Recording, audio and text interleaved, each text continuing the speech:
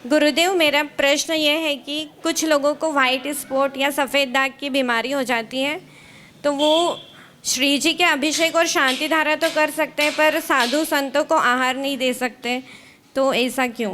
बहुत अच्छा प्रश्न है, बहुत अच्छा प्रश्न है। जब कभी भी किसी भी श्रावक को पूर्व कर्म के उदय से किसी भी प्रकार की इस बीमारी से ग्रसित होना पड़ता है और उन्हें सफ़ेद दाग हो जाते हैं, इसको शुष्क कुष्ठ कहते हैं। कुष्ठ कई प्रकार का होता है, उदंबर कुष्ठ होता है, गलित कुष्ठ होता है, शुष्क कुष्ठ होता है, पेट के अंदर कोढ़ हो जाता है, बाहर हो जाता है, एक गलने वाला हो जाता है जिसमें लगातार घाव बने रहते हैं। तो ऐसे बहुत प्रकार के कोढ़ होते हैं। कोढ़ी व्यक्ति को आहार दान देने की पात्रता नहीं है।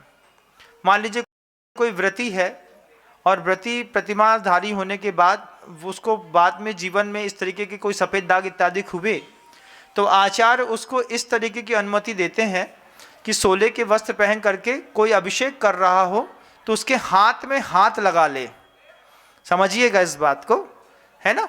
कलश उठा करके प्रभु जी का अभिषेक नहीं करते, हाथ में हाथ लगा लेते। फिर कुछ लोगों को ऐसा होता है कि मान लीजिए पीठ हीठ में एक आध कोई दाग निकाला गया हो, तो जब तक वो दृष्टिगोचर नहीं होता तब तक के लिए थोड़ी बहुत छूट दे दी जाती है। लेकिन मान लीजिए हाथ में, मुंह में, चेहरे में ज़्यादा फैल रहा होता है, तो धार्मिक क्रियाओं में अभिषेक, शांति धारा, साथ ही साथ आहार दान, इन दोनों में 100% वैन लगा दिया जाता है। वे कोढ़ होते, उनको कोढ़ होता है, वे दूर से खड़े होकर के मात्र अनुमोदना करें तो अच्छा रहता है, क्योंकि उनके निमित्त से ये किसी और साधु को अगर हो जाएगा तो फिर रत्नत्रय की जो अवहेलना होती है उसका कर्म बंध बहुत बड़ा हो जाता है। फिर किसी साधु को हो जाए तो, जैसे एक मुनि श्री सुदर्शन सागर जी महाराज थे, अगर आप लोगों को नाम याद हो, कभी देखा हो तो सुदर्शन सागर जी महाराज जी के पूरे शरीर में सफ़ेद दाग हो गए थे। अभी भी हैं वो मुनिश्री, ऐसा मुझे जहाँ तक स्मृति है ना। हाँ, तो सुदर्शन सागर जी महाराज जी को पूरे शरीर में सफ़ेद दाग हो गए, लेकिन आचार्य कुंद को समंतभट्ट स्वामी ने इस बात को कहा है, स्वभाव तो सुचौ काये रत्नत्रय पवित्रते।